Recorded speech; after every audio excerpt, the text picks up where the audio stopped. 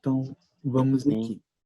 Nós temos aí o efeito de mudança no prazo de cobrança. Eu não vou refazer, certo, essa tabela, eu vou só explicar, porque eu acho que ela é bem fácil de compreender, tá certo? Os cálculos.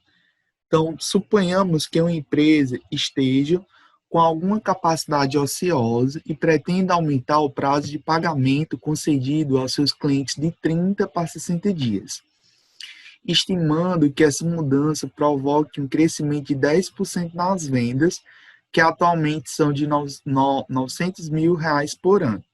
A margem de contribuição dessa empresa é de 30% sobre o valor das vendas e o custo da oportunidade, o capital imobilizado, é de 15% ao ano.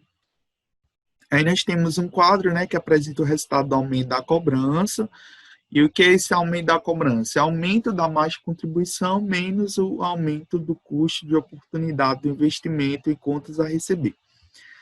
Aí aqui nós temos o quadro, né? As vendas, ele diz que é 900%, a margem de contribuição é 30% de 900, então 30% de 900 mil dá esse 970. O giro de contas a receber. Como a cobrança aqui é 30 dias, então o prazo médio de cobrança, né, é o próprio 30 dias. E a gente sabe que o giro de contas a receber é dado por 360 dividido pelo PMC. Então, 360 dividido por 30 dá 12. Então, nós temos aqui um investimento de contas a receber de 12. O investimento de contas a receber, que é o custo variável dividido pelo giro de contas a receber, né? Aí, lá na questão, pronto, aqui. Na questão, ele não traz o custo variável, mas ele dá a margem de contribuição. E pela margem de contribuição, a gente tendo o valor das vendas e tendo a margem de contribuição, a gente consegue calcular o custo variável. É só pegar o valor das vendas. Quem vai ser o custo variável? Vai ser exatamente o valor das vendas menos a margem de contribuição, certo? Então, é o valor das vendas menos o valor da margem de contribuição. Então, 900 mil menos 270 mil, deixa eu ver quanto é que dá. 900 menos 270 dá 630 mil. E 630 mil dividido por 12 dá exatamente 52.500. Esse é o investimento de contas a receber. Aí nós temos o custo de oportunidade de investimento receber. Esse custo de oportunidade aqui, ele disse que é 15% ao ano, né? 15% sobre o valor das vendas. Então, eu calculando 15% sobre 900 mil, vai dar 7.875. Certo? E aqui dos 60 dias é praticamente a mesma coisa. Ele só diz que aumenta 10%, né? Ele diz que se aumenta de 30 para 60, aumenta 10% nesses valores. Então, no caso, 900 mil, 10% dá 90 mil, né? Então, 900 mil mais 90 mil dá 990 mil. E aqui, né, esses valores eles são aumentados em 10%. E aí, qual foi, né, o resultado do aumento, né? O resultado do aumento aqui, ele diz que é o aumento da margem de contribuição menos o aumento do custo de oportunidade. Então, aqui, fazendo essas subtrações, a gente tem um valor de 17.550. Certo? Aqui eu não passei essas questões, até porque eu acho simples de compreender isso aqui. Mas vamos lá para a parte teórica, né? Porque a gente tem muito conteúdo e a gente tem pouco tempo para explicar. Vamos lá. Tem aí a análise de crédito, né? Eu já expliquei, já falei um pouco na aula passada sobre a questão das políticas de crédito, que a empresa ela deve analisar muito essa questão da política de crédito, porque ela nem pode ser muito expansionista, de modo a gerar inadimplência dos clientes, e ela também não pode ser muito rígida para que diminua as vendas. Então, essa política de crédito ela deve ser bem compreendida, deve ser bem administrada pelos gestores para que a empresa tenha um bom volume de vendas. Então, nós temos algumas técnicas, certo, para análise de crédito. Então, a análise de crédito para as empresas utiliza o análise das demonstrações contábeis como principal elemento de apoio. A análise de crédito para as pessoas físicas é menos técnica, porque é realizada com conjunto menor e mais informações. E aí nós temos, ele faz a distinção da análise de crédito para pessoas jurídicas e para pessoas físicas. Quando as empresas elas pedem crédito para um banco, o que, que o banco analisa? As demonstrações financeiras, né? A demonstração, o balanço patrimonial e a demonstração do resultado do exercício, a DRE. E aí, de acordo com esse balanço, essa DRE, o banco vai decidir se vai emprestar ou não dinheiro para a empresa. Se a empresa não tem capacidade de pagamentos, dependendo do grau de endividamento da empresa, o banco pode ou não conceder esse empréstimo. Já para as pessoas físicas, o que é colocado? A questão dos cadastros, né, de consumidores, os órgãos de proteção de crédito, como o SPC, o Serasa, o CADIM. Então, é visto nesses órgãos de proteção de crédito e vista a questão da reputação financeira dessas pessoas. E aí, aquelas pessoas que não são consideradas bons pagadores, elas não têm o crédito concedido. E nós temos aí a análise das demonstrações contábeis, né? Ela é tida através dos índices. Nós vimos os índices de liquidez, tá certo?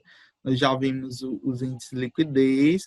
Na disciplina de contabilidade gerencial, nós vamos ver esses outros índices, os índices de endividamento, os índices de rentabilidade que ele traz aqui, certo? Eles são os principais, os índices de liquidez, endividamento e rentabilidade. Aqui ele traz alguns índices e ele traz aqui os índices de liquidez geral, de rentabilidade. Esses índices vocês vão ver na disciplina de contabilidade gerencial. Aqui se fosse, a gente ia calcular se a gente tivesse tempo, mas aí não vai dar tempo de ver isso. Então vamos lá. Eu vou pular lá para a parte que tem um cálculo lá do CCT.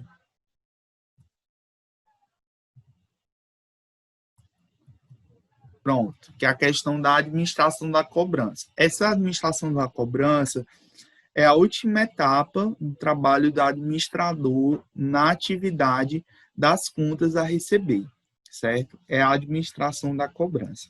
Embora seja uma atividade fundamentalmente operacional, a cobrança requer um planejamento e controle para que ela se torne organizacional. Então, nós temos, para que essa cobrança possa acontecer, tem alguns fatores organizacionais que precisam ser considerados, né? Então, eu tenho que ver como é que está sendo o volume das vendas, se a empresa está vendendo a prazo, se ela não está recebendo, certo? Eu tenho que ver também o perfil desses clientes, onde eles moram, né? E como é que essa cobrança vai ser efetuada, certo? Então, aí nós temos esse cálculo, né? Fatores econômicos. Quando a cobrança é efetuada em carteira, então o seu custo é feito pelos dispêndios da empresa com a operação do sistema pessoal e apoio. Então, essa forma de cobrança, como já mencionado, tende ao desaparecimento. A cobrança bancária tem um custo que é cobrado mediante a tarifa explícita ou retenção da cobrança, ou parte dela por dia. Ou seja, quando a empresa ela lança um boleto bancário, o banco ele cobra uma tarifa, tá certo? Pela empresa estar utilizando aquele serviço de emissão daquele boleto, tá certo? Então, uma alternativa seria a empresa jogar essa dívida para os bancos, né? E aí o banco cobrar essa dívida e essa dívida ser remunerada, né? Através de uma taxa de juros inferior àquela praticada no mercado. Que seria, né, no caso, a operação de desconto, né? Basicamente, a operação de desconto que a gente viu, né? Quando a empresa está precisando do volume de duplicatas, e aí a empresa está precisando daquele dinheiro e ela vai e desconta aquela duplicata para o banco. E aí o banco paga um valor, né, para ela menor, né, do que ela receberia se ela recebesse aqueles valores dos clientes. E aí, esse cálculo desse custo, né, da cobrança, ele pode ser calculado por essa fórmula aí. CCT, né, é igual a IA menos IR vezes TR, né, dividido por N, em que o CCT é o custo de cobrança pelo título, valor médio, o IA é a taxa de juros das aplicações financeiras sobre a forma unitária, média unitária, o IC é a taxa de juros da cobrança retida de forma unitária. Então, a IA, a primeira taxa, é a taxa de juros das aplicações financeiras. A taxa, e a IC é a taxa de juros da cobrança, né, retida. E o TR seria o total retido da cobrança e o N é o total de títulos, né? Tá aí a mensagem na frente. É o total de títulos em cobrança, né? Então, aí nós temos esse exemplo. Eu vou pegar esse exemplo aqui e tentar resolver. Então, nós temos aqui, né, um exemplo. Diz assim: uma empresa manteve ao longo de determinado mês uma média diária de 26 duplicatas de cobrança. O valor médio diário da cobrança retida foi de R$ 68.000. Nesse mês, as aplicações financeiras da empresa renderam uma taxa média diária líquida de 0,52% ao dia. No acordo com o banco, ele libera 100% da cobrança um dia após o recebimento e paga a título de remuneração da cobrança retida apenas 40% da taxa média de aplicações da empresa no dia. Então, vamos lá, não entendi nada, né? Vamos lá tentar destrinchar isso daqui. Deixa eu ver se eu baixo isso aqui. Pronto, então nós temos aqui, uma empresa manteve ao longo de determinado mês uma média de 26 duplicatas. Essas 23 duplicatas é o Nzinho da fórmula, tá certo? É o número de duplicatas. O valor médio lá da cobrança, deixa eu copiar logo a fórmula. CCT, né, é igual, aí nós temos IA menos IR vezes o TR dividido pelo N. Aí vamos lá. O valor médio diário da cobrança retida foi R$ 68.000. Esse 68 mil é exatamente o valor retido, né? O TR. Então, nós temos aqui o TR igual a 68 mil. Naquele mês, as aplicações financeiras da empresa renderam a uma taxa média diária de 0,52% ao dia. Esse 0,62% ao dia, a gente a gente tem que calcular aqui o IA, certo?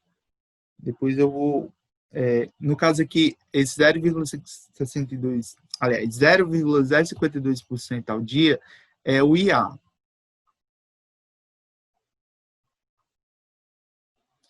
No acordo com o banco, ele libera 100% da cobrança em um dia após o recebimento e paga a título de remuneração da cobrança retida apenas 40% da taxa média de aplicações da empresa.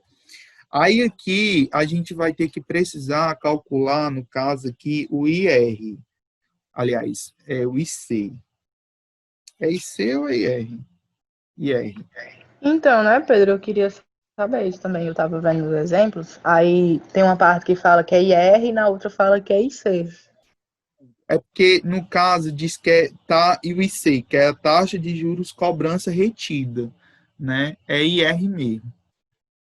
É cobrança retida. No caso aqui, é o que a gente vai ter que calcular. Que no caso aqui é 40%, esse IR é 40% das aplicações da empresa naquele dia, ou seja, é 40% de 0,052%.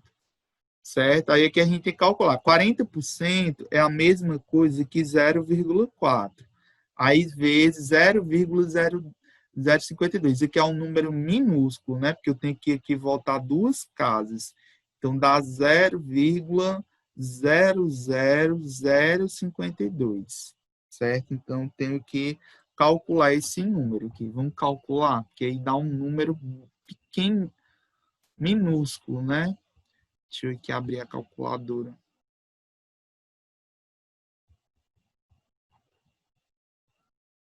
Vamos aqui calcular. Então, nós temos 40%, né? 0,40, aí vezes 0, aí 3 zeros e 52.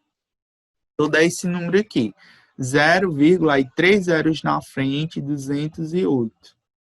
Então, vamos lá. Dá 0, aí 3 zeros na frente, 208, né? Aí pronto. Então a gente já tem todos os dados, né? Então a gente já pode colocar aqui na forma. O IA é 0,052%, né? Então aqui eu tenho que colocar na forma unitária, né? Que eu volto duas casas, vai ficar 0,0, aí dois zeros, né? 00, aí 0,52. Porque ó, é 0,052%. Aí eu tenho que voltar aqui duas casas decimais. Então vai ficar 0, aí 3 zeros antes do 52. Aí menos, aí esse número aqui, 0,000208. Aí tem que subtrair. Depois que subtrair, a gente multiplica pelo TR, que é 68.000. Depois, a gente divide pelo número de duplicatas, que é 26. Aí, vamos lá. A gente tem que diminuir primeiro. CCT é igual. Aí, vamos diminuir esses números aqui minúsculos. Então, 0,00052 menos 0,000208. Vai dar 0,00302. 312. Vamos copiar. Dá 0,000312. Agora eu vou multiplicar por 68.000 e vou dividir por 26. Então vamos lá. Então, vezes 68.000. Eu já vou dividir por 26. Vai dar 0,816. Veja que lá deu um valor diferente, né? Na apostila. Era isso que eu estava achando estranho. Eu pensei que eu até tinha errado o exemplo. Pois é, mas pelos cálculos aqui, eu já calculei isso aqui já umas 3 vezes e realmente dá isso mesmo. Não tem por onde ir, não. O autor aí do livro deve ter errado no exemplo. Que eu já refiz esse cálculo, é isso mesmo. Então, ele deve ter errado aí nos cálculos. Porque se você realmente calcular do jeito que está aí, e eu vejo que aqui, ó, se a gente pegar o que ele trouxe, deixa eu só pegar aqui, ó, o cálculo que ele realizou. Então, se a gente pegar do jeito que ele utilizou aqui, deixa eu colar aqui. Vocês estão vendo aí, ó, se a gente pegar do jeito que ele utilizou, ou seja, tá aqui, ó, 0, Ó, 0,0052, ó, tá aqui, ó, 0,0052. Então, a gente está utilizando o mesmo número de casas decimais.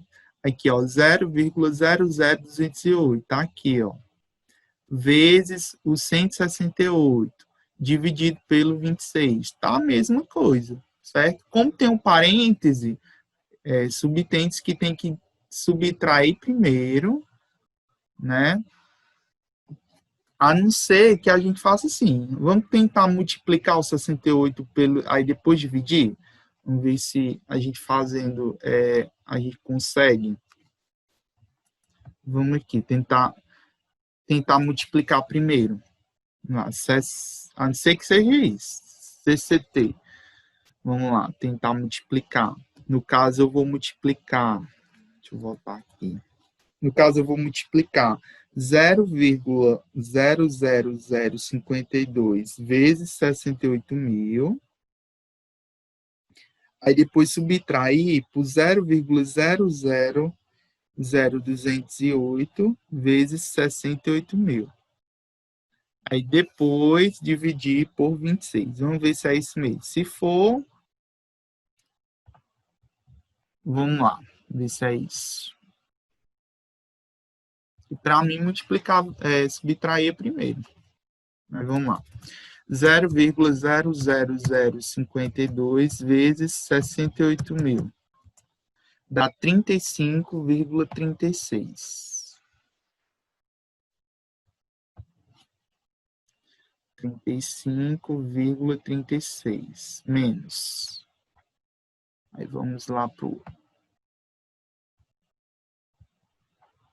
outro é 0,000208 vezes 68.000. Dá 14,144. Vai dar o mesmo resultado. 14, você já fez aí, Pedro? Foi, eu tenho feito parecido assim também. Vamos lá. Só concluindo aqui, deixa eu terminar aqui o cálculo. Aí vamos... Então foi o livro que errou mesmo, porque 35,36 menos 14,144 dá 21.216, dividido por 26 dá os mesmos 0,816. Então não tem por onde, o livro errou, tá certo? O livro está errado, não tem por onde não. Vocês viram que eu resolvi aí por 2 métodos diferentes, né? 2 formas, e a gente prova matematicamente que a resposta é essa. O livro errou, tá certo? Acontece, certo? Tem livros que erram. Então a gente pode Pedro, dizer que é muita audácia minha dizer que o livro errou, mas ele errou. Oi, Lívia. Pedro, no caso, essa fórmula é para descobrir o custo de cobrança, né? Aí a gente vai calcular o prazo médio de atraso e cobrança. O prazo médio de atraso e cobrança é essa fórmula aqui, ó, que tem aqui. É basicamente a mesma coisa do PMC, certo? É basicamente a mesma coisa. Você vai pegar um valor, né? Pega um valor, tal, aí você divide, no caso, pelo total, vezes o prazo. É basicamente assim, ó. É assim, ó. No caso, eu tenho que dividir primeiro e depois multiplicar. Vai ser V1, no caso, dividido pelo total, e depois eu multiplico por P1, certo? Que a fórmula, ela dá uma fórmula... Esses livros é tão antididático, porque ele dá uma fórmula que composta e não diz a ordem que é para ser feita. No caso, eu tenho que dividir primeiro e depois multiplicar, certo? Então, no caso aqui é assim, ó. É o V2 dividido pelo total e depois que eu multiplico pelo P2. Então, divide primeiro e depois que dividir, a gente multiplica, certo? Então, vamos lá.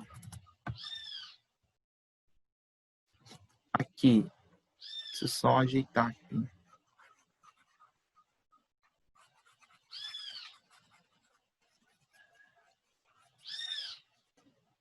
Pego primeiro o 30 mil, né? 30 mil dividido por 300 mil.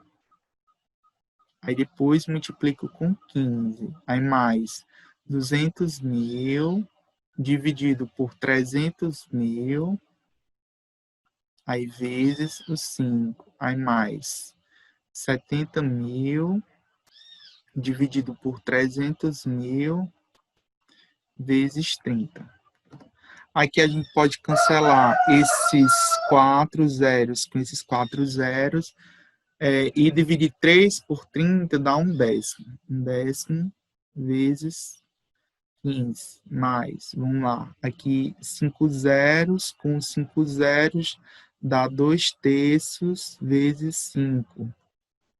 Mais, aí vamos lá, aqui 4 zeros com 4 zeros dá 7 sobre 30 vezes 30, que é 30.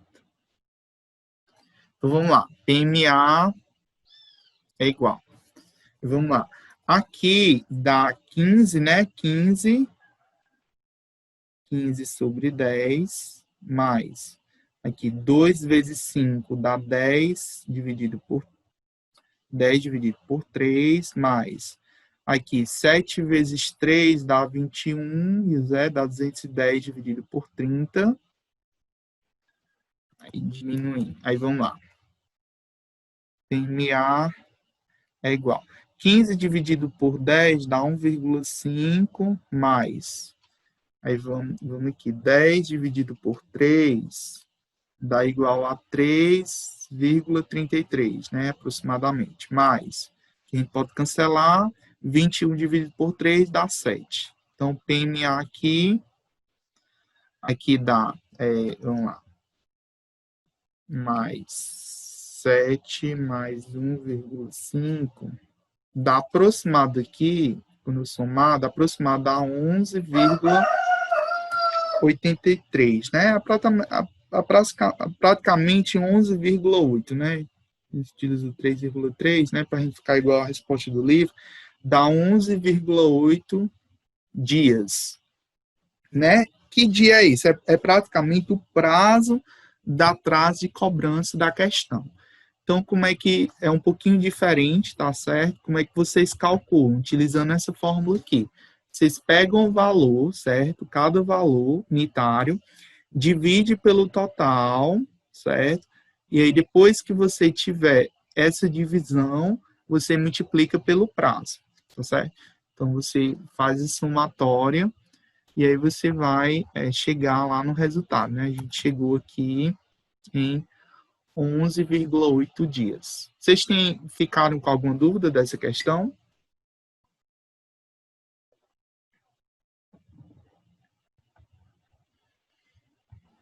De boas. Tá de boas. Pronto. Nayane pediu para eu ver duas questões, né? Dessa daqui. Quais eram as questões? A sétima e a A oitava, sétima- aquela atividade. Justamente. Deixa eu ver que questões eram. Tá vendo que o Ava tá com problema, certo? O Ava tem que botar em avançado, aí. Deixa eu colocar aqui a internet. Vocês têm, ó, quando entra, vai tipo, ó, vocês estão vendo aí o Chrome? Sim, Sim. o meu também tá desse jeito. Aí, do aplicativo, aí tá só dando erro também. Aí tem que ir em avançado, aí vai aqui para ir, tem que ir lá embaixo. Aí ele entra. É lá na disciplina de administração do capital de risco.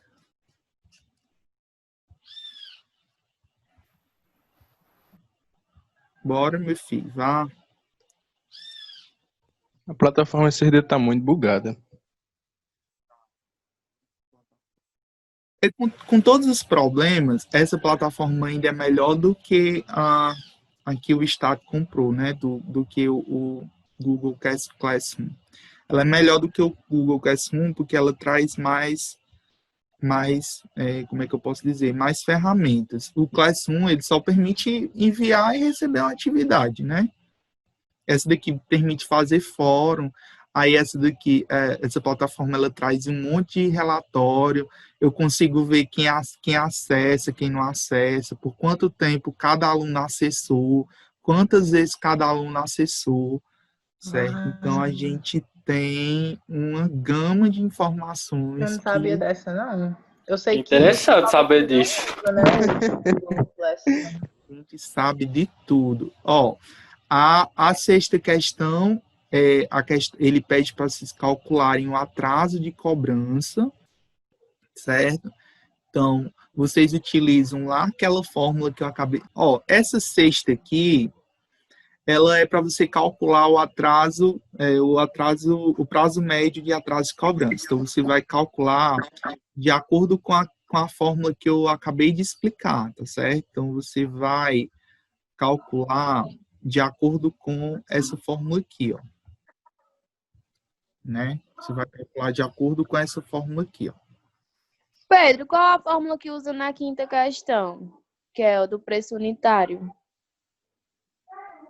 Aqui, qual é a quinta questão? A quinta questão, uma empresa manteve, aquela fórmula lá que eu fiz. Uma empresa manteve ao longo de determinado mês uma média diária de 30 duplicados. É aquela do CCT, do Certo. custo de cobrança por título, né? Então, é do mesmo jeito, é o mesmo cálculo. Então, você tem aqui um valor médio de cobrança de 85 mil, lá na questão era 68 mil, aqui é 85 mil. Aí que você tem uma taxa média líquida diária, lá no exemplo era 0,52, aqui é 0,65. Aí lá o mesmo texto, né? Aí aqui a questão da remuneração era lá no exemplo, ela é 40% e que é 30%. Aí pede que você calcule o custo médio unitário de cobrança da duplicata. É a mesma fórmula, certo? É o mesmo cálculo, só muda, né? E as variáveis. Eu acredito que vocês conseguem calcular. Aí vamos lá, nós temos essas duas questões aqui. Vamos ver se eu consigo resolver essa sétima e essa oitava. A margem de contribuição média de uma empresa é 45% sobre o valor de suas vendas, cujo volume é de R$ 1.200.000. Das vendas, 30% são efetuadas à vista, 30% para recebimento em 30 dias e 40% em recebimento em 60 dias. Qual o valor de seu investimento em contas a receber? Vamos lá, né? Para a gente calcular o investimento de contas a receber, a gente utiliza a seguinte fórmula. Então, vamos lá. Deixa eu mudar aqui de cor.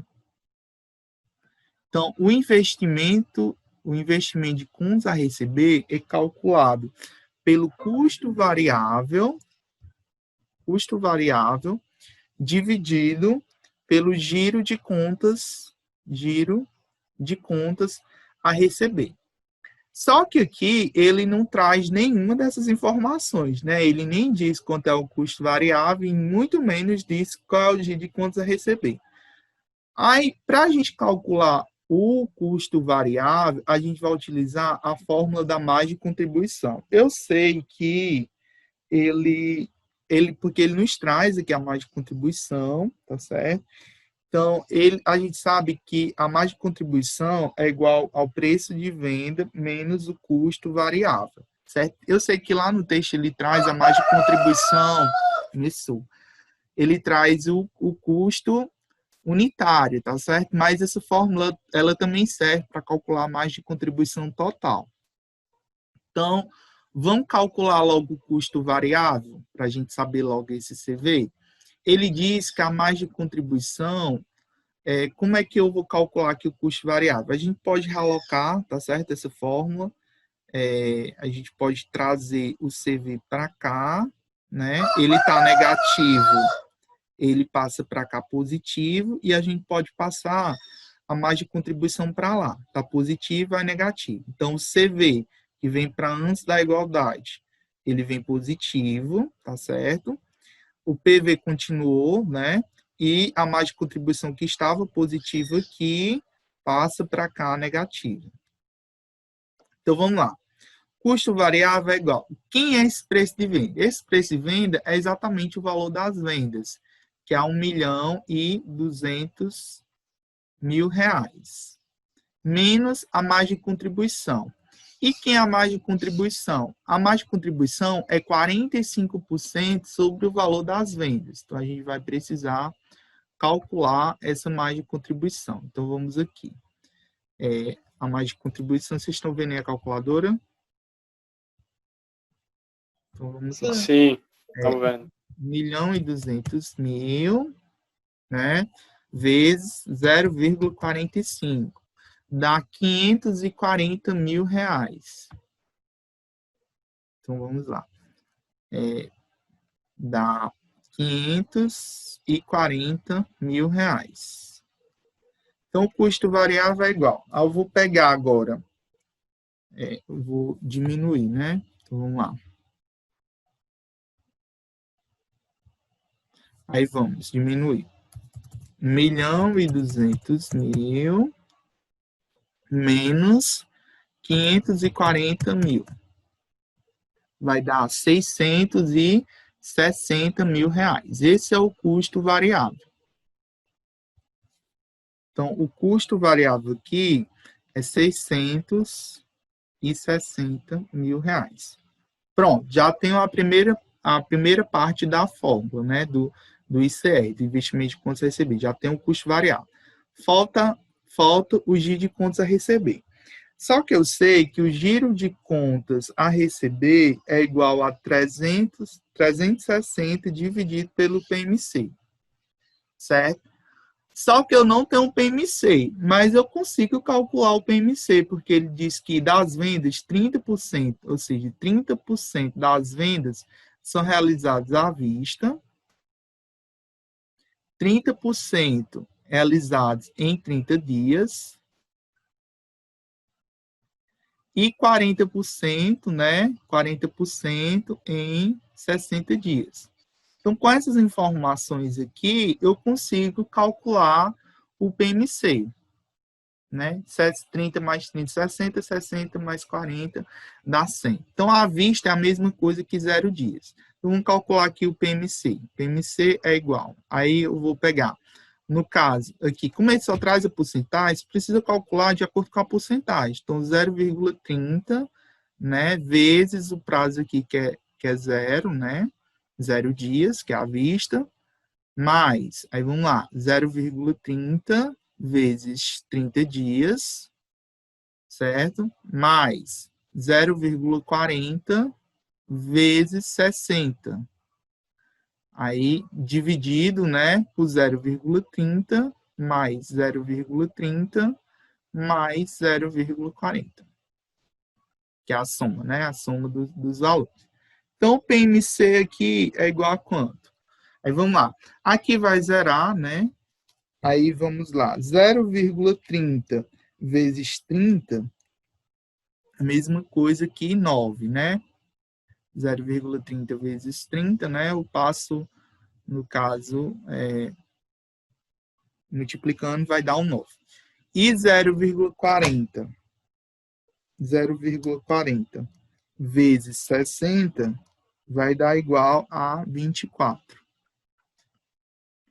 Aí aqui, 0,30 mais 0,30 mais 0,40 vai dar igual a 1, né?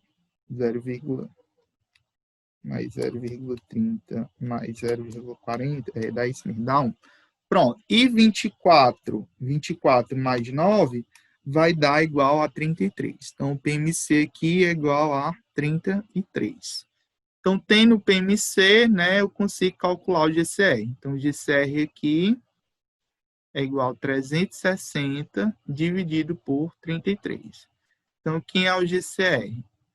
360 dividido por 33 dá aproximadamente, né, dá 10,90, né? A gente pode aproximar aqui o GCR para 11, né? Aproximadamente 11. A gente pode fazer essa aproximação já que, né, é um pouquinho a mais de 10 dias, é quase 11 dias. Então, a gente pode aproximar aqui esse GCR para 11.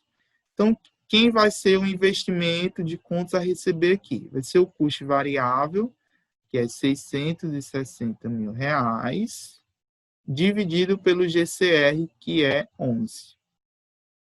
Então, o ICR é igual. Aí, vamos lá, dividir.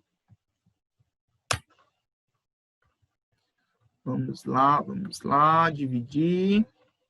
Aqui, aí já estava o valor. 660 mil dividido por 11 vai dar igual a R$60 mil. Esse é o valor do GCR, do ICR, né? 60 mil. E aí, vocês conseguiram fazer isso aqui? Chegar nesse valor? Alguém conseguiu Eu chegar? fiquei muito confusa, porque eu imaginei, né, que essa parte da margem de contribuição ia ter que fazer essa subtração, né, pelo 540 mil. Só que quando eu vi que tinha que pegar o GCR, aí eu imaginei que tinha que chegar na conta, aí ia precisar do PMC, aí é como eu disse, ia ter que fazer uma arruda aí toda. Porque ela é muito extensa, ela não é tão difícil. Eu errei porque eu fui inventar de achar os valores aí, 30%, 40%, aí deu certo não. Passei longe do resultado. Mas vocês conseguiram compreender o resultado agora? Depois Sim, que eu eu Sim, consegui. sim. entender, né? Essa daqui, ó, eu acho que eu nem vou resolver a oitava, não, porque a oitava é praticamente a mesma coisa que a gente fez na outra questão. Ó, as vendas de uma empresa têm a seguinte distribuição: O senhor só 10% a interpretando, acho que dá certo. Ó, 10, é a mesma coisa, você vai ver que é a mesma coisa da outra questão. Ó, 10% à vista, 20% em 15 dias, 30% em 30 dias e 40% em 60 dias. Qual o prazo médio de cobrança e o dia de contas a receber? É praticamente a mesma coisa que eu fiz aqui, ó. Ele trouxe aqui, ó 10% à vista, ele tinha aqui 30% à vista, a mesma coisa, ó, 10% à vista. 20% em 15 dias, 30%. Então, a mesma coisa. Vocês vão pegar essa porcentagem e multiplicar pelos respectivos prazos, certo? Depois soma, né? Faz essa multiplicação, depois soma e depois pega o total, né? Zero, no caso.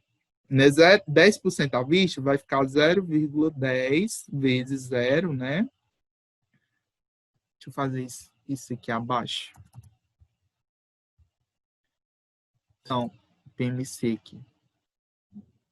Né, 10% vai ficar 0,10 vezes zero, já que o prazo é à vista. Mais 20% em 15 dias, então vai ficar 0,20 vezes 15.